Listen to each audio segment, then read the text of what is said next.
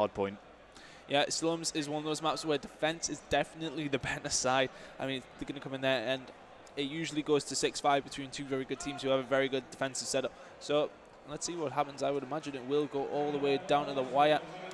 While you are waiting, let's actually just check out the 7 series. Have you had a chance to have a look at the Turtle Beach 7 series yet? I've not tried them myself, but I've of course witnessed people using the mix amps on the stage here. They're really nice. I quite like the way that they light up when people talk as well. The ACUs produced by Turtle Beach, which is technically the Turtle Beach mix amp, so to speak. The audio controlled unit is the Pro headset and gear series with the 7 series, so to speak. It isn't just the 7 headset, it's the series of gear. We obviously have the TM1 coming in here, which is mainly something that's going to be used for LAN. I mean, it is essentially a huge mix amp for all the teams, and of course they can broadcast from that as well. Yeah. So I mean, we may be able to get a Turtle Beach listen in.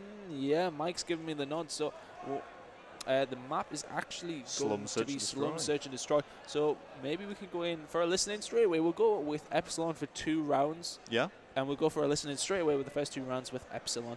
So we will just chat about nothing until then, apparently. Yeah, I mean, well, no, I mean, let's go on to Slum Search and Destroy itself. We've seen it quite a few times, actually, so far. It's been played a fair amount, actually, in pool play and the winners bracket. And I was saying in the previous stream, I think it's slowly becoming one of my favorite Search and Destroy maps. The positions and routes that people take vary so much, whereas on some Search and Destroy maps, you will see people push the same bomb every single time. Yeah. On this, it's different. For me, I'm not too sure whether I like it or hate it, because it's one of them ones where defense is just so easy, but then at the same time, that creates the challenge for the attacker to try and break their defense down. If they can't break their defense down, then you know they're in the driving seat. Then that prompts the other team to need to break the defense down. Yeah. Instead of just sort of thinking, oh, we'll throw our attack, we'll just win our defenses and see what happens in the end. That's true. It's very much like breaking a serve in tennis or something to that effect. It is very important to actually win those defends. But I mean, let's actually look at that hardpoint score once again. It was 232 to 189, a 43-point difference, fairly significant, but not a walkover by any means. Oh no, it was right down to the wire. I think at the point where Epsilon realized that they couldn't actually win the game, then yeah, you know, they put the controllers down and they thought, yeah, there's no point. I usually count hardpoint with what the second difference was. Yeah. I would say it was about 20-second difference before they realized. I'd say so. That, yeah, it was about 20 points. I mean, I think Millenium were in charge pretty much from the beginning, but Epsilon really brought it back. I mean, Jared went on like a tear, but you know, Carnage, 22 defense. I mean, that's unheard of, really. I've never actually seen that amount anywhere before. Usually you see, what, 11, 12, you count that as a good game. Yeah. 22? A very good game. It's a different level. Well played by Carnage. You know, for me, he hasn't been as good as when the French dominated Black Ops 1. I mean, for me, he's one of the best players in the game. Since then, I've beat him at LAN. I mean... Yeah, which is saying something. What do you mean? No, but yeah, I mean... Oh, okay, well, unfortunately, we can't go to a listen. I just had that in my ear. I'm not sure why. I think it's something... I'm just getting the shrug of the shoulders. I don't know why. There we go. But nevertheless, you will be hearing mine and Tony's beautiful voices throughout this Search and Destroy game. Fantastic voices. Amazing voices. Glorious voices. And yes, I think we are ready to go. We've got Jerd, Sowers, Lucky, and Sestfini. What are you up to, McGee? Saying that, though, I think in the actual game, wasn't it coming up as McGee? Yeah, I'm not quite sure what's happening there, and I'll be honest, my French isn't too good, so I have absolutely no idea what that means. Well, what do you think Finney means? I really don't know, and this is... Right, think about it. I'm thinking... Finney, finished. Finished? Something like we that. Finished, maybe? I'm going to cease to try and guess this because I'm probably embarrassing myself quite a bit. Do you know what aller means? I don't know any French. I know Je m'appelle, that's about it. I think it means come on. Right. Oh, is that why that's why they're always screaming it? Okay, you see, I'm learning. Yeah, Lanny's teaching me do you know why different I know languages. This? Go. Shoot. Right, Newcastle signed a lot of French players. Okay. So the motto was made as because when Newcastle play, they're called the Toon. Okay. Right? So a lot of the Newcastle, because of our accent, we say, "Come on, the Toon." Right. Okay. Allez the Toon. Ah. Allez le Toon. I see. There you go. There we go. Knowledge. We'll what is this spot? Watching Call of Duty and learning. But yes, look at this with the dual band DSR. An interesting spot to say the least there. And it would be Carnage there who is occupying that little position. Yeah, well, Carnage from the dual band DSR 50. I think we have actually been turned off in this speaking? No, we haven't. I think we need to be turned off or down in the speakers, so obviously none of the players can actually hear what we are saying, because we do not want to give anything away, Ral, and that would not be good. I remember when that happened and we got shouted at. Oh, it was a nightmare. It was it was an absolute nightmare, and we kind of hung our heads in shame. Was I the one commentating? I don't think I was, actually. So to be honest, I didn't get shouted at. You and Gucci got shouted at. I actually don't know if it was me. It could have been, but for argument's sake, it probably was me. Gucci, I've had a few mistakes. I've had a few mistakes at Lana. If anyone's seen the Reflex streams, you'll know what I'm talking about. But we're past that now. Let's just forget about all of that. Let's never forget about that. Nothing ever happened. It was fine. The greatest moment. But yes, we are watching Carnage, who did actually spot someone there behind the statue, providing some great support for his teammate, who's going to go for the plant here. Yeah, let's actually bring up the map, and it is a 1 versus 3. Is the kill going to go down? Yes, it is. That's why I did not switch over. Sawa's taken out by Diablo. High fives all around from him. Nice start for Millenium off the back of that hardpoint victory. They will want to secure this search and destroy to put them 2-0 in the lead and put them in a great position. It would mean Epsilon have to win 3 rounds back-to-back, an extremely difficult task against this French lineup. Yep, so they should go on to win their defense now. Is the Epsilon lineup with Gunchi tensing himself away? Gooch, giving a little bit of a flex. Gooch, a little bit of a flex for the camera there. Yeah, they don't even look alike, so I don't know why I get that mixed up. But yeah, on board with Diablo. We'll stay with the we'll go on attack and defense. Oh, Targa coming in with the 2-piece there in the middle of the map, and you know what? Wow. Diablo is just going to run straight up the map. Where's the last guy? Absolutely hunting him down. Targa with 3 kills. Very happy with that, Diablo. That was a very quick round by Millenium. You know, usually what you'll see teams do is just sit back on this defense. Nah. Not Millenium. No. Targa runs in there, picks up 3 kills. Diablo taking out 1 of them, and that round was over in about 25 seconds, so well played to them. Yeah, we actually see some teams playing very defensively on the attack, which is quite odd in Search and Destroy. We may see it here with Millenium, but we want to see what Jerd, what Jerd is going to do, Team Jerd, what Epsilon is going to do by watching Jerd as he moves down this left-hand side. Probably going to push through the blue building. Remember, as soon as that glass smashes, they will know that somebody is nearby. Yeah, we're going to do 2 rounds and then a switch. Usually we do 3, but that makes things up. On board with Jed using that foul. Obviously the semi-automatic against, rather than the fully automatic, obviously because that's been banned now. But this is still a great weapon utilized by many of the players here at the event. Currently 3-on-3. Let's have a look at the map, and you know, Epsilon defending 2 versus 2 now. Bit of a split from the Millenium players. Let's stay on board with Epsilon. Yeah, the 2 Millenium players that are actually left alive as well both have a 3-kill streak as well, which makes them very, very dangerous because, of course, score streaks are now included. They can be building them up and they can be used in later rounds to actually secure the wins. Epsilon really need to actually win this round. They need to take out both of the Millenium players before they get kills, otherwise they're going to be in a bit of trouble. Yeah, what you don't want to let them do either is plant the bomb, because that will very much enable them to be very close to score. Great play by Jay, taking out Prodigy there. He has help in the form. Oh, it is actually Sawa, so they should close out this round now. 15 seconds to go.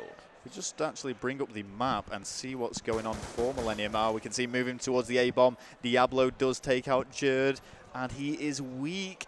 But with 5 seconds left to go, he's got to do something. He's not got time to plant the bomb, so he's got to hunt Jerd down. Oh, Sawa's down even. Sawa's just sitting back there. Let's see. God, I don't think we can actually see where Sawa's actually was. No, we can't. So Jerd made that final kill on Prodigy, I think it was. Very simple for him. Yeah, and using the FAL as well, as we discussed before, Select Fire is disabled, which deters a lot of the European competitive players from using it.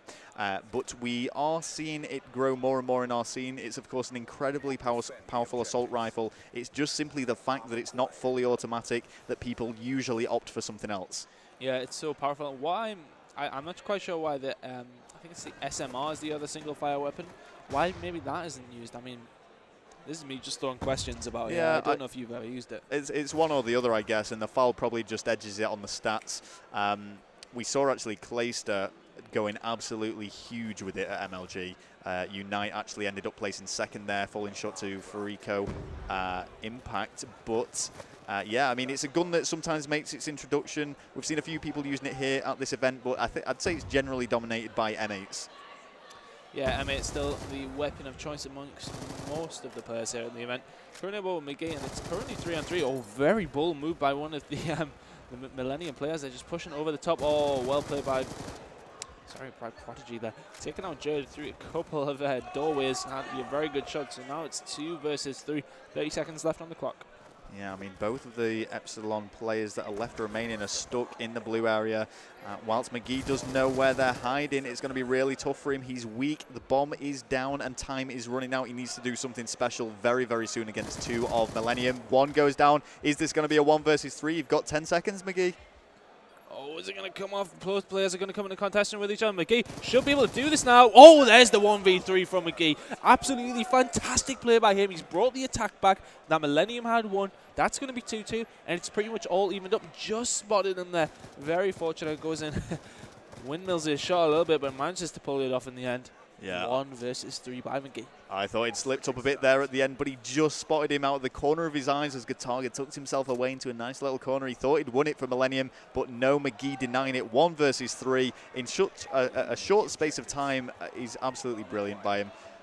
Let's actually look at one of the Millenium players other than Diablo, because we've seen a little bit of him. I don't think we've seen too much of Gataga, actually, surprisingly, so far. Yeah, let's go on board with Gataga, obviously. With a humongous following. I mean, literally the guy is a celebrity. He is literally a celebrity. He in is. France. So, I mean, let's go on board with him. Obviously famous for some of his maybe erratic plays, if anything, but at the same time, brilliant. And you know what this means, Tony? There is a very good chance we could make our way into a montage here. Well, you know, I'm not going to play it. Well, no. Well, would they put English commentary in there? I mean, I don't know. I mean, I don't think anything will beat the A-Spec. Oh, no. Definitely not. A-Spec is much loved by the Gataga followers for the introductions to all his videos. As he does take out Lucky, he's slowly moving towards the bomb carrier, and Jerd is going to shut him out. There you go. Diablo taking out Salazar. So Jerd's going to be the last man alive. Inside that blue room, he's retreated, though. Very smart play by him. He went back on the attacking side. Oh, he needs to make this kill. He's going to be in a whole world of trouble in a second. You know, you question his movement, but you're not going to question it when it's Jerd. I mean, he's defending the bomb sites. He's playing very direct. I'm not sure what he's actually trying to do here, but I think he 1 versus 2 against... Oh, very unfortunate. He was defending for so long. And eventually it was Diablo to take him out. I think it was actually Prodigy alive with him. Just trying to find Jerd there, and eventually did find him. Hair glitched. It's going to very easy kill for Diablo now. Yeah, we've said it once and we'll say it again. The search and destroys that we've been casting over so far have all been going right down to the wire. A lot of cases to the final map, actually, ending in a 6-5 victory to one team. And I'm expecting this to be no different. I mean, that hard point, as we've said, whilst there was a noticeable score difference, it was fairly close throughout, apart from initially where Millenium were completely dominating. But this search and destroy, as you can see, at 3-2, there's not much in it between these two teams. No, not at all. Although Millenium do have the attacking hand, obviously they won the attacking round last time round. They are now defending. Carnage with the sniper kill onto Jerd, taking out Sowers as well. Let's go on board with him. See what he's doing right with this, because I mean he's wiping players out left, right, and centre, firing bullets through walls. I don't think he's going to get anybody with that. Staying around this middle area. Oh, actually did spot somebody as well. Do not peek out of there, whoever you are on the Epsilon team. You'll soon find a 50 caliber bullet going through your chest. There's an... Oh, that looked like it, but Gataga takes him out eventually. Nice play. 4-2. Well played by him. Yeah, I'm not actually sure how the sniper kill didn't go down there, but yep, you're going to see the final kill come there by Gataga. Just flanked right round the back of him through the graveyard, and McGee just was not expecting that at all. Yeah, just completely closed him out. That's actually going to be 4-2 now. And Millenium, once again on the attack. We're going to actually stay on board with them. Epsilon are looking a little bit shaky, actually. Millenium did not make it into the top 16 pool play. Epsilon did. They were in Pool B, falling somewhere between the 5th to 8th placement. And I believe it was actually 7th that they got after reviewing it. Look at this attack. I mean, it's just like... I think on slums you can't sit back on your attack. I mean, it is just basically dooming yourself. If you can get this bomb down, though, that's going to prove very, very beneficial to your team as Diablo takes out Lucky. Looking for another kill. It's not going to happen. Sowers taking out Gataga, though. Oh, and Jerd's at the back as well. So 2 versus 3. Carnage is the last man alive to defend the bomb site. Well played by him. He's going to take out McGee first and foremost. Looking around for another player, just taking his time. Is he going to get surrounded? Those they're right next to the bomb. Both the players really needs to go for the bomb, and Jerd is going to shut him down. That bomb is going to be defused. Unfortunate there. by Millenium, but they still have an attack in hand. Yeah, Jerd actually, I don't know where he was hiding at the back there. The bomb went down and he was nowhere to be seen, but as soon as he introduced himself to the field of play, did manage to take out 3 of Millenium all by himself, and he's got to be close to some sort of score streak now. Yeah, Jerd playing very well. We actually go on board with the Epsilon team. Jerd and his flowing locks. He's actually had a little bit of a trim since we first met him. He's had a trim? Well, a little bit of a hair trim, should we say. He did have a nice little bit of a mullet going on. A mullet? Yeah, the first time we met. But yeah, I can't remember you having any different hair. No, it's always been this kind of shape. It's going back a little bit now, but hey, that's life, isn't it? Deal with it. Sunglasses slowly fade into my face. Let's move on. Jerd, once again, as we've said before, very close to his score streak now. RCXD is going to be the first one on the cards if he can make another kill. Shot's going down through the wall. He's going to make that kill. Brilliant kill by Jerd there through the wall. Just bringing up the options there. Fantastic play by him. Can Epsilon get an attack back here? The 4 versus 2. Let's have a look at the mini-map. You know, that means Millenium are going to have to split themselves up between A and B, and we are seeing Epsilon make their way towards B. Well, despite the RCXD being used quite a bit on search and destroys, with it being a low score streak to achieve and probably the most likely and the easiest one that a player can get, it doesn't really have that much success. I think it's fair to say that people aren't very good at driving it. We often see it just stuck on a wall, or they take a wrong turn and then can't reverse out. Maybe there's something to work on for some players there. Fair to say gamers aren't the best drivers, but more importantly, Epsilon are getting an attack back, so 4-4 all tied up once again. And it is going to go down to who actually manages to win the attack to gain the advantage. But both teams are, so to speak, at a stalemate at this moment in time. Let's stay on board with the attack. I'm just going to stay on board with the attack for the whole time now, because defense gets a little bit boring from time to time. Let's switch it up. Let's go on board with Prodigy. We haven't been watching too much. Well, Prodigy spraying and praying through that wall there. Doesn't connect with anybody. Knows it's safe to advance at least for a little while, but he does have to be cautious because, unfortunately, this run that he's on now does really open him up. There was no cover there for a brief moment, but he's managed to secure himself behind this Jeep. Thank goodness for Flak Jacket there, Tony. Yeah, I mean, that Flak Jacket just coming in so importantly. Not using lightweight, but, you know, it's a good job he wasn't, because he would have been taken out. Lucky with the first kill there on the defensive round for Epsilon. Taken out Diablo, still on board with Prodigy with this M8. Obviously, we only have 2 attachments on that weapon, I would imagine. Oh, actually, I think he might only have 1. Okay, well, is he going to move into this blue room or not? I mean, it's 3 versus 3, and with time ticking away, he needs to do something as the bomb carrier. He's going to at least have to get a plant down or pick up some kills. 30 seconds left. Shots going down through the middle of the map by Carnage and by Prodigy. Managing to stay alive. He has his teammate in support. Kataga taking out Lucky Stowers, then cleaning up, so they know that one of the players is over on the right-hand side. Grenade's going to go in, not take anything at all. They need to make a move within the next couple of seconds here. He's going to move in there for the plant. He's had to just go for it here, and he's really sticking his neck out on the line. With 5 seconds left, the bomb does go down. Epsilon need to get this defuse. Yeah, on board Millenium. BBB, that's going to be him taking out Sour, so it's going to be 1 versus 2 for Jerd. Let's go on board with him, see what he can do about this. Goes for the defuse. Jerd, you sneaky little rascal, wisely chooses to turn away there because one of the Millenium lineup did spot him. Oh, he gets the kill against Carnage. It's 1 versus 1. There is 22 seconds left on the clock. He needs to do something very fast. He's going to push around the middle of the building. He's going to spot him, but is he going to have time to take him out and get the bomb? Very, very smart play. Has he got time to go and get the bomb? Yes, he has. That's going to be the defensive round. Huge play by Jerd there with the 1v2, and that is why MVP award at Cologne was awarded to him.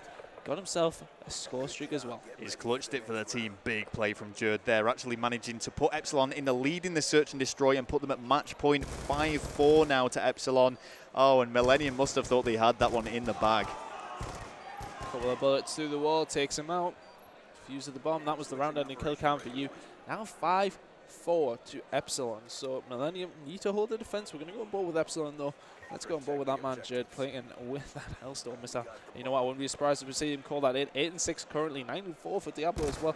Good score for Kataga also, but very much so an even game here. Well, Jerd just testing the water there. Finally did connect with somebody, so he knows that there's someone lingering around that A-bomb site.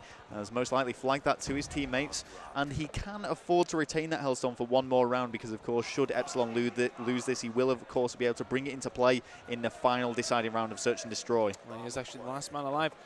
Would you use this I wouldn't think he use it now because I think he may think that the round is actually over now. So it's 1 versus 3. I mean, we've seen him pull off a big clutch just then. He's going to have to get a plant down. Right in. He's going to have to go down this left-hand side if he wants any hope in hell. I mean, Gataga actually sitting on a 2-kill streak as well. He doesn't want to let him pick up any more kills than that. And it wouldn't surprise me, actually, if Jerd's just going to sit here for the rest of the game, you know. Yeah, no, I think he might just run out this last 30 seconds. Maybe, hopefully, Millennium will push through and try and get a kill onto him. But yeah, it's clever play actually from Jerda. He's just denying them from building up any sort of score streak. And of course, if they do want to challenge him, then feel free. You're going to have a tough time shooting him behind there. Yeah, and that is actually the round completely closed out. If you just look at the minimap here, Jerda is sitting at the back. 3 of the Millennium players just sitting in the map. Jerda's not going to push that just to prevent any score streaks from possibly happening. That's going to be the round 2 Millennium.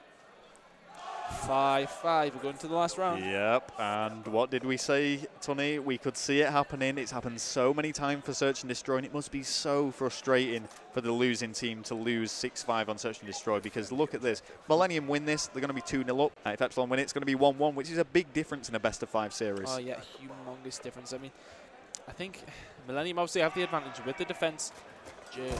With the, oh, there you go, the first kill taken by Prodigy. That's going to take down Stowers. Joe's going to pick up the bomb, and he does, of course, have that Hellstorm missile. Is he going to get anything with it, though? I don't think he is. No, it's not going to find anybody whatsoever, and he's completely wasted it. 2 versus 4. It's not looking good for Epsilon at the moment. Yep, the hopes and dreams of Epsilon lie with Jord and the other remaining Epsilon teammate, which is going to be McGee. 2 Irish team members who've teamed together quite a few times, actually. Can they pull it off? Forward, Jed, 45 seconds just went on that clock there. Let's actually have a look at the minimap, and you know what, Millennium are not going to risk anything here, not at all. I can't see anybody pushing in. It'd be very, very. I mean, you can't see them even risking it. I mean, Epsilon need to take out 4 players in the next 45 seconds. It's not going to happen. McGee's the last man alive. Surely he should take this now. If we have a look in the minimap, he's going to get completely surrounded by Millennium players. Lots of shots going down. Not many kills though. 15 seconds remaining on the board. If he pulls this off now, it's a miracle. He's just got to run in. He has no other choice. And there we go. It's going to be 6-5 to Millennium. Epsilon putting up a very brave fight, but the French lineup just proving too much for them to handle. And it's going to be 2-0 now to Millennium. Fully deserved as well. I mean, they got a couple of attacks down, which in the end, they got the most kills, so they got the defensive side, which proved to be the winning element for them. He's a very calm and composed Gataga, isn't he? We usually see his 3 teammates celebrating an awful lot. He just kind of sits in his chair, chilling out. He does his job, and he just leaves it at that, really. But Epsilon have got to be careful now. They don't want their heads to start dipping.